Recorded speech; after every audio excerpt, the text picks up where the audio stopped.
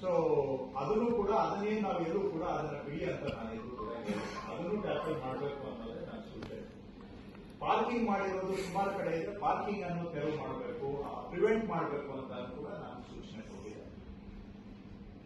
So ನಾವೇನು ನೀವು ಅನ್ಕೊಂಡಂಗೆ ಅಥವಾ ನೀವು ಜನಗಳಿಗೆ ಸಂದೇಶ ಕೊಟ್ಟಂಗೆ ಇದು ಬೀದಿ ಬದಿ ವ್ಯಾಪಾರಿಗಳನ್ನ ನೀವು ಟಾರ್ಗೆಟ್ ಮಾಡ್ತಾ ಇದ್ದೀರಿ, ಅದು ಸುಳ್ಳು. ನಾನು ಫುಟ್ಪಾತ್ ಎನ್ಕ್ರೋಚ್ಮೆಂಟ್ ಅನ್ನ ಟಾರ್ಗೆಟ್ ಮಾಡಿದ್ದೇನೆ. ಫುಟ್ಪಾತ್ ಅಲ್ಲಿ ಜನ ಓಡಾಡೋದಕ್ಕೆ ಸುಗಮ ಮಾರ್ಗ ಮಾಡೋದಕ್ಕೆ ಏನ್ ಬೇಕೋ ಎಲ್ಲಾ ಕ್ರಮ ಮಾಡ್ತಾ ಇದ್ದೇವೆ. ಅದರಲ್ಲಿ ನೀವು ಕೂಡ ಸೇರ್ಕೊಂಡಿದ್ದೀರಿ. ಇದನ್ನ ನಾವು ಸ್ಪಷ್ಟವಾಗಿ ಅರ್ಥ ಮಾಡ್ಕೊಳ್ಳೋಣ. ಅಡ್ವರ್ಟೈಸ್ಮೆಂಟ್ ಬೋರ್ಡ್ಗಳು ಅಂದ್ರೆ ಅಂಗಡಿ ಅಡ್ವರ್ಟೈಸ್ಮೆಂಟ್, ಆಮೇಲೆ ನೇಮ್ ಬೋರ್ಡ್ಗಳು 2285 ಕಿತ್ತಾಕಿರೋದು. ಸೊ ಸ್ಟೆಪ್ಗಳು, ರ್ಯಾಂಪ್ಗಳು 1581, ಎಸಿ ಶೀಟು ಅದು ಇದು ಮುಂದಕ್ಕೆ ಎಕ್ಸ್ಟೆನ್ಷನ್ ಮಾಡಿರೋದು 1791, ಅಡ್ವರ್ಟೈಸ್ಮೆಂಟ್ ಬೋರ್ಡ್ಗಳು, ಪಿಲ್ಲರ್ಗಳು 2280. ಸೊ ಎಲ್ಲವನ್ನೂ ಕೂಡ ನಾವು ಟ್ಯಾಕಲ್ ಮಾಡ್ತಾ ಇದ್ದೇವೆ. ಸೊ ನಮ್ಮದು ಕ್ಯಾಂಪೇನ್ ಇರೋದು ಜನ ಓಡಾಡೋಕೆ ಸುಮಾರು ಆಗಬೇಕು. ಸಾವು ನೋವು ಅನುಭವಿಸಿ ಅವರು ಸತ್ರು ಪರವಾಗಿಲ್ಲ ನಾವು ಬದುಕಬೇಕು ಅಂತ ಹೇಳಿದ್ರೆ ಅದು ನ್ಯಾಯ ಸರಿನಾ ಅನ್ನೋದು ನಿಮ್ಮ ವಿವೇಚನೆಗೆ ನಾನು ಬಿಡ್ತೇನೆ. ನಾನು ಅದರ ಬಗ್ಗೆ ಹೆಚ್ಚಿಗೆ ಮಾತಾಡಬಹುದು. ಹಾಗಾಗಿ ಈಗ ನನ್ನ ಕ್ಷೇತ್ರನೂ ಬೆಂಗಳೂರಲ್ಲೇ ಇದೆ. ನಾನು ಈ ಸಮಸ್ಯೆಯನ್ನ ಇವತ್ತು ನೋಡ್ತಾ ಇರೋದಲ್ಲ, ಮೊದಲಿಂದಲೂ ಕೂಡ ನಾನು ನೋಡ್ತಾ ಇರ್ತಕ್ಕಂಥ. ಸೊ ನಾನು ನನ್ನ ಕ್ಷೇತ್ರದಲ್ಲಿ ಓಡಾಡುವಾಗ ನಾನು ನಿಮಗೆ ಏನ್ ರಿಕ್ವೆಸ್ಟ್ ಮಾಡ್ತಾ ಇದ್ದೀನಿ, ನೀವು ವಾಲಂಟಿಯರ್ ಆಗಿ ಮೇನ್ ರೋಡ್ ಇಂದ ಸೈಡ್ ರೋಡ್ಗೆ ಹೋಗಿ. ಅಲ್ಲಿ ನಿಮ್ಮವ್ರು ಏನ್ ಹೇಳ್ತಾರೆ, ಸೈಡ್ ರೋಡ್ ಹೋದ್ರೆ ನಮ್ಗೆ ಬಿಸ್ನೆಸ್ ಕಮ್ಮಿ ಆಗುತ್ತೆ. ಹಾಗಾದ್ರೆ ನಿಮ್ಗೆ ಬಿಸ್ನೆಸ್ ಜಾಸ್ತಿ ಮಾಡೋಕ್ಕೋಸ್ಕರ ನೀವು ಬೇರೆಯವ್ರ ಹಕ್ಕನ್ನ ನೀವು ಕಸ್ಕೋಬೇಕಾದ್ರೆ ಇದು ನ್ಯಾಯನಾ? ನೀವು ನ್ಯಾಯ ಕೇಳೋರು, ನೀವು ನ್ಯಾಯ ಯೋಚನೆ ಮಾಡಿ. ನಿಮ್ಗೆ ಬಿಸ್ನೆಸ್ ಜಾಸ್ತಿ ಆಗ್ಬೇಕು ಅಂತ ಹೇಳಿ ನೀವು ಮೇನ್ ರೋಡ್ ಅಲ್ಲಿ ಇರ್ಬೇಕು ಅನ್ನೋದು ಇದು ನ್ಯಾಯ? ನಿಮ್ಗೆ ಬದುಕೋದಕ್ಕೆ ಅವಕಾಶ ಬೇಕು. ನಾವು ಟಾರ್ಗೆಟ್ ಮಾಡಿರೋದು ಆಕ್ಚುಲಿ 20% ಅಂತ ನಾನು ಸ್ಟೇಟ್ಮೆಂಟ್ ಅಲ್ಲಿ ಹೇಳಿದ್ರು ಕೂಡ ಬೆಂಗಳೂರಲ್ಲಿ 18,000 ಕಿಲೋಮೀಟರ್ ಇದೆ.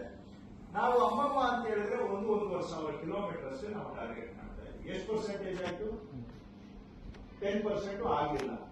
ಬಟ್ ಟಾರ್ಗೆಟ್ ಒಂದು 20% ಅಂತ ಇಟ್ಕೊಂಡಿದೀವಿ. ಬಟ್ ಆಕ್ಚುಲಿ ನಾವು ಟಾರ್ಗೆಟ್ ಮಾಡಿರೋದು 10% ಆಫ್ ದ ರೋಡ್ಸ್ ಕೂಡ ನಾವು ಇನ್ನು 431 ಮೀಟರ್ ಕಿಲೋಮೀಟರ್ ಟಾರ್ಗೆಟ್ ಟ್ಯಾಕಲ್ ಮಾಡಿದ್ವಿ. 431 ಇದೇ ಸ್ಪೀಡ್ ಅಲ್ಲಿ ಹೋದ್ರೆ 1,500 ಕಿಲೋಮೀಟರ್ ನಾವು ಟ್ಯಾಕಲ್ ಮಾಡಬಹುದು. ಸೊ ನಿಮ್ಗೆ ಇನ್ನ 15,000 ಕಿಲೋಮೀಟರ್ ಅಷ್ಟು ತೆರವು ನಿಮ್ಗೆ ಗುಪ್ತವಾಗಿ ಬಿಟ್ಟಿದೀವಿ. ಅಲ್ಲಿ ಯಾರು ತೊಂದರೆ ಮಾಡಬೇಡಿ ಅಂತ ನಾನು ಹೇಳಿದ್ದೇನೆ. ಆದ್ರೆ ನಿಮ್ಗೆ ಇಲ್ಲಿದ್ರೆ ಮೇನ್ ಜಾಸ್ತಿ ಬಿಸ್ನೆಸ್ ಆಗುತ್ತೆ, ಅಲ್ಲೋದ್ರೆ ಕಮ್ಮಿ ಬಿಸ್ನೆಸ್ ಆಗುತ್ತೆ ಅಂತ ಹೇಳಿದ್ರೆ ಇದು ನ್ಯಾಯಸಮ್ಮತವಾದಂತ ವಾದನ ಅನ್ನೋದನ್ನ ನೀವೇ ವಿಚಾರ ಮಾಡಬೇಕು. ಬೇರೆ ಜನ ಸತ್ರು ಪರವಾಗಿಲ್ಲ, ನನಗೆ ಬಿಸ್ನೆಸ್ ಜಾಸ್ತಿ ಆಗ್ಬೇಕು ಅಂತ ಹೇಳಿದ್ರೆ ನನ್ನ ಪ್ರಕಾರ ಅದರಲ್ಲಿ ತಕ್ಕಡಿ ಬ್ಯಾಲೆನ್ಸ್ ಇಲ್ಲ ಅಂತ ನಮ್ಗೆ ಅನಿಸುತ್ತೆ. ಸೊ ನೀವು ಇನ್ ಕೆಲವರು ಹೇಳ್ತಾರೆ ಮೇನ್ ರೋಡ್ ಅಲ್ಲಿ ಜನ ಬರ್ತಾರೆ, ಸೈಡ್ ರೋಡ್ ಅಲ್ಲಿ ಜನ ಬರುವುದಿಲ್ಲ. ನೀವು 4 ಜನ ಸೈಡ್ ರೋಡ್ ಹೋದ್ರೆ ಅಲ್ಲೇ ಜನ ಬರ್ತಾರೆ.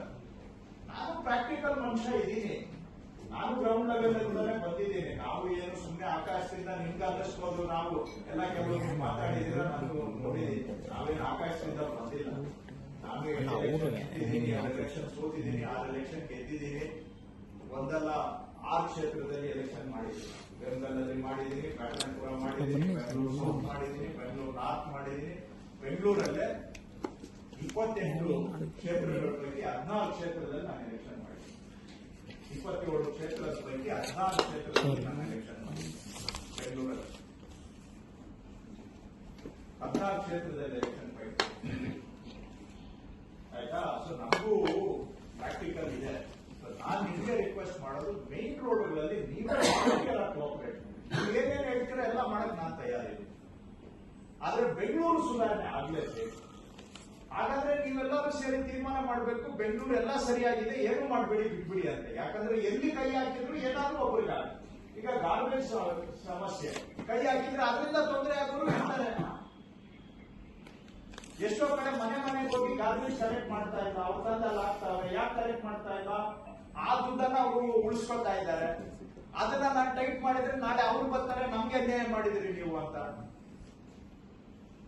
ಹಾಗಾದ್ರೆ ಯಾವ ಪ್ರಾಬ್ಲಮ್ ನಾವು ಸಾಲ್ವ್ ಮಾಡಕ್ ಆಗೋದಿಲ್ಲ, ಬೆಂಗಳೂರು ಸುಧಾರಣೆ ಮಾಡಕ್ಕೂ ಆಗೋದಿಲ್ಲ. ಎಲ್ಲಿ ನಾವು ಕೈ ಹಾಕಿದ್ರು ಒಂದು ಪ್ಲಸ್ ಇದ್ರೆ ಒಂದ್ ಸ್ವಲ್ಪ ಮೈನಸ್ ಇರುತ್ತೆ. ನಾನು ನಿಮಗೆ ರಿಕ್ವೆಸ್ಟ್ ಮಾಡ್ತಾ ಇದ್ದೀನಿ, ನಿಮ್ಮ ಕೋಆಪರೇಷನ್ ಮೇನ್ ರೋಡ್ಗಳು ಬಿಟ್ಟು ನೀವು ಇಂಟೀರಿಯರ್ ರೋಡ್ಸ್ ಅಲ್ಲಿ ಹೋಗಿ, ನಾನು ನಮ್ಮ ಅಧಿಕಾರಿಗಳಿಗೆ ಹೇಳ್ತೀನಿ, ನಿಮ್ಗೆ ಏನ್ ಸೌಲಭ್ಯ ಬೇಕಾದ್ರೂ ಮಾಡ್ಕೊಡಿ. ಅದನ್ನ ವೆಂಡಿಂಗ್ ಝೋನ್ ಇನ್ನೂ ಡಿಕ್ಲೇರ್ ಮಾಡಕ್ ಟೈಮ್ ಆಗುತ್ತೆ, ಯಾಕಂದ್ರೆ ಪ್ರೊಸೀಜರ್ ಫಾಲೋ ಮಾಡ್ತಾರೆ. ಪರವಾಗಿಲ್ಲ, ನಾವೆಲ್ಲೂ ಕೂಡ ನೀವು ವೆಂಡಿಂಗ್ ಝೋನ್ ಒಳಗಡೆನೆ ವ್ಯಾಪಾರ ಮಾಡಬೇಕು ಅಂತ ನಾನೇನು ಇನ್ಸಿಸ್ಟ್ ಮಾಡ್ತಾ ಇಲ್ಲ. 80-85% ಏರಿಯಾ ನಿಮ್ಗೆ ಬಿಟ್ಟಿದ್ದೀವಿ. 55% ಅಲ್ಲಿ ನೀವು ಮಾಡಿ, ನಾವು ನಿಮ್ ಜೊತೆ ನಿಲ್ತೀವಿ, ನಾವು ನಿಮ್ಗೆ ಸಹಾಯ ಮಾಡ್ತೀವಿ, ಸರ್ಕಾರ ನಿಮ್ ಜೊತೆ ನಿಂತ್ಕೊಳ್ಳುತ್ತೆ. ಆದ್ರೆ ಅದನ್ನ ಬಿಟ್ಟು ನೀವು ಮೇನ್ ರೋಡ್ ಅಲ್ಲಿ ಮಾಡೋದೇ ನನ್ನ ಹಕ್ಕು ಅಂತ ಹೇಳಿದ್ರೆ ಅದು ನೀವು ಹೇಳ್ಬಹುದು. ಹೆಂಗು ನೀವು ಕೋರ್ಟ್ಗೆ ಹಾಕಿದ್ದೀರಾ, ಇವತ್ತು 2.5 ಕೇಸ್ ಬರ್ತಾ ಇದೆ. ನಾವು ಕೋರ್ಟ್ ಅಲ್ಲೂ ಕೂಡ ಕೆಲವು ವಾದ ನಾವು ಮಾಡ್ತೇವೆ, ಅಲ್ಲಿ ನೋಡೋಣ. ಕೋರ್ಟ್ ಅಂತಿಮವಾಗಿ ನಾವು ಏನ್ ಹೇಳಿದ್ರು ಕೂಡ ಕೋರ್ಟ್ ಅಲ್ಲಿ ಹೋಗಿ ನಾವು ಗೊತ್ತಿಲ್ಲ, ನಿಮ್ಗೆ ಅಂದ್ರೆ ನಿಮ್ಗೆ ಅಂತ ಹೇಳಿಲ್ಲ. ಕೋರ್ಟ್ ಅಲ್ಲಿ ಇವತ್ತು 2.5 ಇದೆ ಅಂತ ನನ್ಗೆ ಈಗ ಇಂಟಿಮೇಷನ್ ಬಂತು. ಸೊ ಅಂತಿಮವಾಗಿ ನಾವು ಮಾಡಿದ ಸರಿನಾ ತಪ್ಪ ಅಂತ ತೀರ್ಪು ಕೊಡೋರು ಅವರು ಕೂಡ ಇದ್ದಾರೆ. ಅವ್ರನ್ನೂ ಬಿಟ್ಟು ನಾವೇನು ಮಾಡಕ್ ಆಗೋದು ಇಲ್ಲ. ಸೊ ಎಲ್ಲಾನು ಕೂಡ ಅಲ್ಲಿ ಚರ್ಚೆ ಆಗುತ್ತೆ. ಸೊ ಇಷ್ಟೇ ನಾನು ಹೇಳೋದು, ನೀವು ಏನೇನು ಹೇಳಿದ್ದೀರಾ ಅದೆಲ್ಲವನ್ನೂ ಕೂಡ ನಾವು ಮಾಡೋದಕ್ಕೆ ತಯಾರಿದ್ದೀವಿ. ಆದ್ರೆ ನೀವು ಸಹಕಾರ ಕೊಡ್ಬೇಕು. ಸಹಕಾರವನ್ನು ನಾನು ಕೇಳ್ತಾ ಇದ್ದೀನಿ. ನನಗೆ ನೀವು ಪರ್ಸನಲ್ ಏನಿದೆ, ನೀವು ಬಾಯಿ ಬಂದಂಗೆ ನನ್ನನ್ನು ಮಾತಾಡಿದ್ದೀರಾ. ನೀವು ಅಂದ್ರೆ ನಾನು ಇಂಡಿವಿಜುವಲ್ ಆಗಿ ಹೇಳ್ತಾ ಇಲ್ಲ.